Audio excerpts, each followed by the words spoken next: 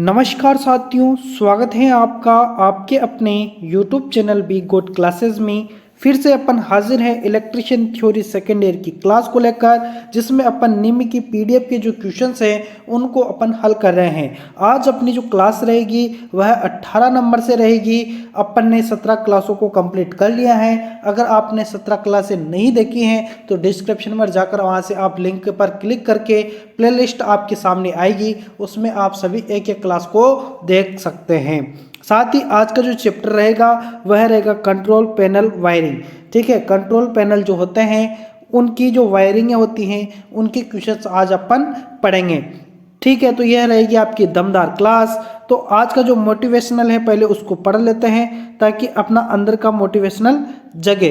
देखिए, मंजिल उन्हीं को मिलती है जिनके सपनों में जान होती है, पंखों से कुछ नहीं होता, हौसलों से उड़ान होती है। तो मंजिल उन्हीं को मिलती है जिनके सपने जो देखता है मंजिल पाने का, उसमें क्या हो, जान हो।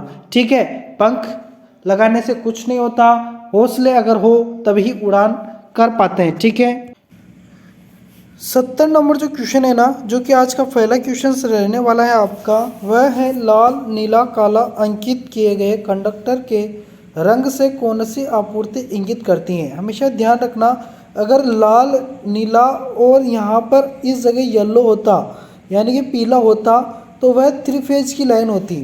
ठीक है, लेकिन यहाँ पर लाल नीला और काला दिया हुआ है आपको, तो यह डीसी आपूर्ति के लिए रहेगा और 3 तार डीसी प्रणाली के लिए रहेगा। अब ये लाल किसके लिए होता है, तो ये प्लस वाले के लिए रहता है और नीला माइनस वाले के लिए रहता है, और ये काला जो होता है ये अर्थिंग के लिए होता है, ये ध्यान रखना आप। ठीक है, तो इस तरीके से इनका आपको याद रखना पड़ेगा कलर को, और इस क्वेश्चन को भी याद रखना है।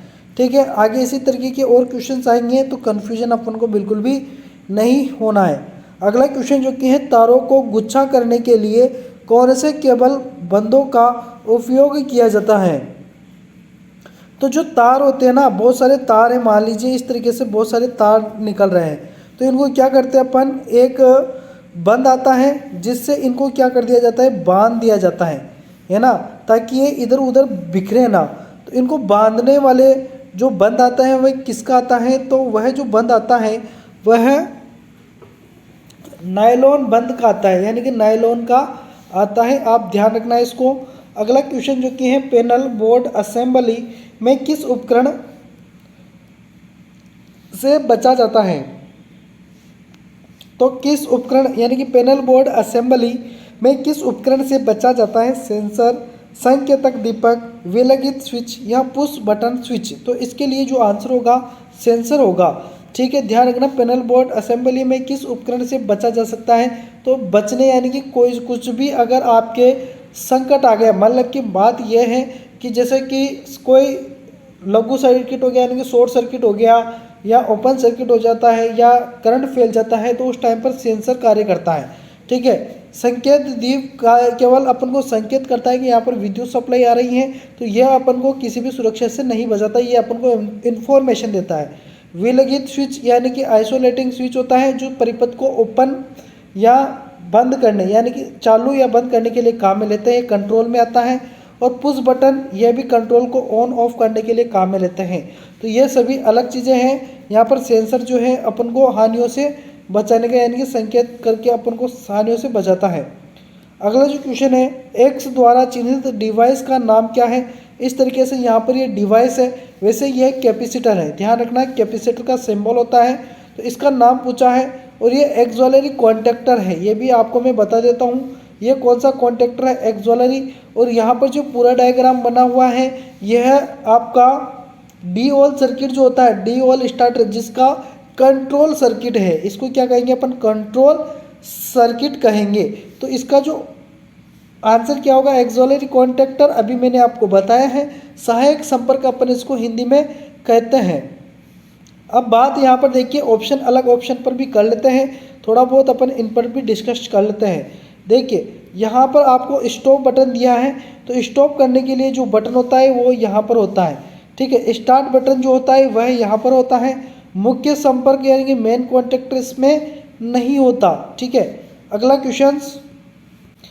क्वेश्चंस को अगर आप ध्यान से देखेंगे तो कंट्रोल पैनल वायरिंग में एक एक्सेसरीज का नाम क्या है, यानी कि देखिए यहाँ पर जो ये रोड दी हुई हैं इनके नाम आपसे पूछे गए हैं। ठीक है, तो इनका नाम आपको बताना है कि आखिर यह है क्या। तो ये डीन रेल है, जी चैनल है, ग्रेमेट्स है या रेस वेज है। तो यह आखिर है क्या आपसे पूछा गया है। तो यह जो आपको दिख रहा है ना,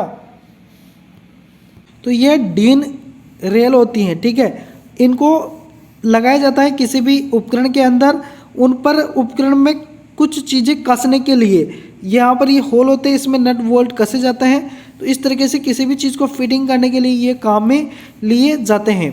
अगला जो क्वेश्चन है आपके सामने है, जो कि परिपथ में एक्स अंकित डिवाइस का नाम क्या है। एक्स अंकित डिवाइस, इस डिवाइस का आपसे नाम पूछा गया है। यह डिवाइस रिले है, ध्यान रखना रिले है। यह एक्स वाले रिकॉन्टैक्टर है। ये वापस से ड्यूअल स्टार्टर का ही डायग्राम है, जो कि कंट्रोल पैनल का होता है। यह ऑन बटन है, यह ऑफ बटन है। यहाँ पर ये एक्स वाला रिकॉन्टैक्टर है और साथ ही यहाँ पर ये क्या है, रिले है। तो देखिए ऑप्शन में आप देख लीजिए, तो यह कॉन्टैक्टर नहीं है। नो वोल्ट कॉइल इसको नहीं कहते। नो वोल्ट कॉइल यहाँ पर होती हैं, इसको नो वोल्ट कॉइल भी नहीं कहते हैं। ठीक है, स्टॉप बटन यहाँ पर होता है, जो मैंने आपको बताया था अभी। तो यह भी नहीं होगा बच्चा। एक लास्ट वाला यही आपका कंप्लीटली सही आंसर, जो कि ओवरलोड रिले ट्रिप इसको अपन कहते हैं। अगला क्वेश्चन आपके सामने, जो कि शानदार क्वेश्चन, कंट्रोल पैनल वायरिंग में प्रयुक्त सामग्री का नाम क्या है। तो यहाँ पर जो आपके सामने सामग्री है, यह केबलों को बांधने के लिए काम में लेते हैं। केबलों को बांधने के लिए इसका काम में लिया जाता है। तो यह आखिर है क्या। ठीक है, तो यह आखिर है क्या। तो यह जो होता है ना, तार फेरुल इसको नहीं कहते। ऑप्शन ए, ऑप्शन में जो दिया है तार फेरुल, इसको नहीं कहते। तार फेरुल वह होता है किसी भी एम्पलीफायर की जो बॉडी होती है, उससे जो बॉडी से जो बाहर तार निकलते, तो उस जगह पर जो रबड़ का लगा हुआ होता है, जहाँ से केबल निकलती है, वहाँ पर फेरुल लगा होता है, ध्यान रखना। तार फेरुल इसको नहीं। तार आस्तीन नहीं होता। आस्तीन वो होता है जो बांधने के लिए काम में लेते हैं। नायलॉन केबल बंद, तो ये नायलॉन का भी नहीं होता। ये केबल बांधने का पट्टी होता है, पट्टी जैसा दिख रहा है, तो केबल बाइंडिंग स्ट्रैप इसको अपन कहेंगे। ठीक है, अगला क्वेश्चन देखिए, यह अभी अपन ने पढ़ा था ना, फेरुल पढ़ा था, उसी का क्वेश्चन से। कंट्रोल पैनल वायरिंग में प्रयुक्त गुण का नाम क्या है। तो यह फेरुल है, ध्यान रखना। इसको लगाया जाता है किसी भी सर्किट के अंदर, किसी भी मशीन के अंदर, ताकि इस जगह से जब वायर निकले तो वायर कट नहीं जाए, बॉडी के टच होकर कट नहीं जाए। ये रबड़ को होता है, तो इसमें से तार अच्छे से निकल जाता है और तार अच्छे से पस के भी रहता है, ताकि तार खींचे ना। तो यह हर एक एम्पलीफायर के वहाँ पर लगाया जाता है, जहाँ से तार बाहर निकलते हैं। तो यह क्या इसका आंसर होगा। तो यहाँ पर इसका आंसर ग्रोमेट होगा। क्या कहेंगे इसको, ग्रोमेट इसको कहेंगे। ठीक है, क्रोमेट इसको कहेंगे। लक्स अलग होता है, जैसे कि ये वायर है, तो यहाँ पर इस तरीके से एक इस प्रकार का एक क्लिप लगाया जाता है। ठीक है, इसको लक्स कहते हैं। अगला क्वेश्चन जो कि आपके सामने, पैनल बोर्ड में कौन सा डिवाइस ओवरलोड और शॉर्ट सर्किट से बचाता है। तो ऐसा कौन सा है जो ओवरलोड और शॉर्ट सर्किट से बचाता है। तो वह मिनीएचर सर्किट ब्रेकर होता है, MCB इसको अपन कहते हैं शॉर्ट में, मिनीएचर सर्किट ब्रेकर। आप ध्यान रखना। अगला क्वेश्चन जो कि आपके सामने, एक्चुएटर के साथ कौन सा स्विच मशीन की गति या किसी वस्तु के भाग द्वारा संचालित होता है। तो यहाँ पर आंसर आपका होगा जो कि लिमिट स्विच इसको आप कहोगे। अगला क्वेश्चन जो कि है, ऑफ लोड स्थिति में कौन सा स्विच संचालित है। ऑफ लोड स्थिति में कौन सा स्विच संचालित है, तो वह आपका आंसर होगा। देखिए दर्शकों, मैं आपको बता देता हूं कि आप ये क्वेश्चन सारे निम्न की PDF के पढ़ रहे हैं। ठीक है, आपको ये PDF कहाँ मिलेगी, तो हमारे टेलीग्राम चैनल का लिंक आपको डिस्क्रिप्शन में दिया गया है। वहाँ से आप सर्च करके, लिंक पर क्लिक करके आप इस PDF तक पहुँच पाएंगे। टेलीग्राम को ज्वाइन जरूर कर लेना। किसी भी वीडियो का लिंक हम टेलीग्राम पर शेयर करते हैं, तो वहाँ से आप लगातार सभी वीडियो को देख पाएंगे। साथ ही जो भी PDF आती है वहाँ पर आपको मिल जाएगी। तो इसका आंसर क्या होगा, तो इसका जो आंसर होगा वह आइसोलेटिंग स्विच होगा।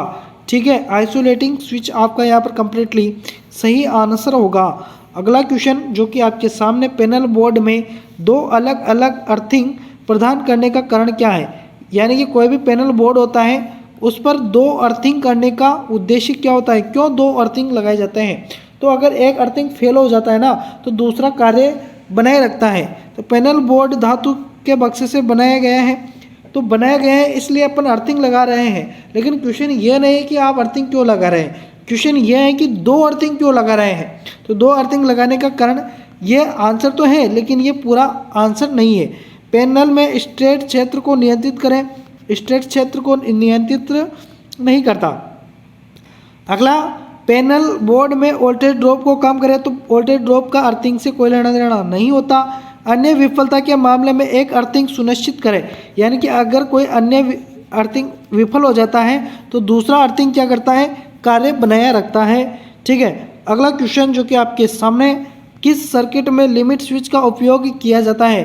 तो किस सर्किट में लिमिट स्विच का उपयोग किया जाता है, तो वह होता है लिफ्ट सर्किट। इसको क्या कहेंगे अपन, लिफ्ट सर्किट अपन कहेंगे। अगला क्वेश्चन आपके सामने जो कि एक संयोजक में नियंत्रण सर्किट वोल्टेज और बिजली का चयन कैसे किया जाता है। एक संयोजक में नियंत्रण सर्किट वोल्टेज और बिजली का चयन कैसे किया जाता है। तो चयन करने के लिए 9 वोल्ट कॉइल रेटिंग के अनुसार चयन किया जाता है, ध्यान रखना। अगला क्वेश्चन जो कि है, संयोजक का चयन करने के लिए मानदंड क्या है। तो संयोजन का चयन करने के लिए सेलेक्ट द कॉन्टेक्टर, यानी कि कॉन्टेक्टर का चयन करने के लिए मानदंड क्या है। तो इसके लिए जो मानदंड है वह है आपूर्ति वोल्टेज और लोड। मानदंड क्या है, सप्लाई वोल्टेज एंड लोड। अगला क्वेश्चन, विच एसेसरीज इन used mount MCB OLR। MCB का पूरा नाम होता है मिनिएचर सर्किट ब्रेकर, OLR का होता है overload relay in the panel board without using screw, यानी कि पेच का उपयोग किए बिना पैनल बोर्ड में एमसीबी ओवरलोड रिले को माउंट करने के लिए किस सामग्री का उपयोग किया जाता है। तो देखिए अपन ने जो डायग्राम पढ़े थे रेल का जो रंगीन कलर में आपको डायग्राम दिखे थे वही आपका आंसर होगा, डीन रेल उसको कहते हैं। उस पर ही एमसीबी कसी जाती है ताकि एमसीबी इधर उधर अपन खिसका सके। ठीक है, अगला क्वेश्चन आपके सामने जो कि है, किस प्रकार का उपकरण मोटर्स को एक पैनल बोर्ड में हीटिंग और ओवरलोडिंग से बचाता है। किस प्रकार का उपकरण मोटर्स को एक पैनल बोर्ड में हीटिंग और ओवरलोडिंग से बचाता है। तो वह क्या है, तो वह थर्मल रिले है। क्या कहेंगे उनको, थर्मल रिले। अगला क्वेश्चन जो कि है, नियंत्रण कक्ष में जी चैनलों का उपयोग क्या है। नियंत्रण कक्ष जो होते हैं उनमें जी चैनल होते हैं, उनका उपयोग यहाँ पर आपसे पूछा गया है। तो उसका जो उपयोग है वह सिरे संयोजक को ठीक करने के लिए किया जाता है। अगला क्वेश्चन, कंट्रोल पैनल वायरिंग में लिमिट स्विच का क्या कार्य है। तो कंट्रोल पैनल वायरिंग जो आती है उसमें लिमिट स्विच का कार्य क्या है। तो उसमें लिमिट स्विच का जो कार्य है वह किसी भी मशीन की दूरी गति को नियंत्रित करता है। ठीक है, किसी भी मशीन की दूरी गति को नियंत्रित करता है, ये आप ध्यान रखना। अगला क्वेश्चन आपके सामने, एसी प्रतिरोधक और प्रेरक भार को शुरू करने और रोकने के लिए संपर्ककर्ता का मानक कर्तव्य चक्र कोड कौन सा है। तो इसके लिए जो चक्र कोड है वह आपका बी ऑप्शन जो कि AC2 होगा। ठीक है, ध्यान रखना AC2 आपका यहाँ पर कंप्लीटली सही आंसर हो जाएगा। अगला क्वेश्चन और आज का अंतिम क्वेश्चन जो रहेगा वह रहेगा, स्वचालित स्टार डेल्टा स्टार्टर के संचालन के लिए संयोजकों के सही अनुक्रम का स्वचालन कौन सा है। तो इसका स्वचालन कौन सा है?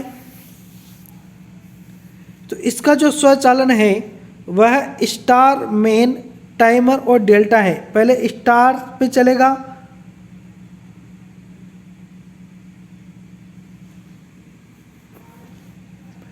स्टार में चलेगा, साथ ही मेन कॉन्टेक्टर चलेगा, फिर उसके बाद में मेन पर आएगा, फिर मेन पर आने के बाद डेल्टा में आ जाएगा। ठीक है, तो ये आपका बी ऑप्शन कंप्लीटली सही आंसर रहेगा। अगला क्वेश्चन जो कि आपको होमवर्क के रूप में दिया जाएगा, इसका आंसर आपको कमेंट में देना है। कल वाले वीडियो में मैं आपको इसका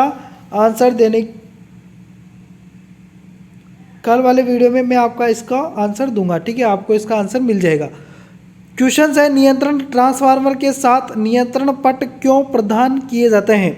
नियंत्रण ट्रांसफार्मर के साथ नियंत्रण पट क्यों प्रदान किए जाते हैं? तो लोड करने के लिए, रेटेड वोल्टेज बनाए रखने के लिए, सहायक सर्किट स्वयं संचालित करने के लिए। सी ऑप्शन है रेटेड मुख्य आपूर्ति वोल्टेज बनाए रखने के लिए। डी ऑप्शन है पावर सर्किट को कम वोल्टेज की आपूर्ति के लिए। तो दोस्तों इसका आंसर आपको कमेंट में देना है। कल वाले वीडियो में इसका आंसर दिया जाएगा। तो मिलेंगे कल वाले वीडियो में।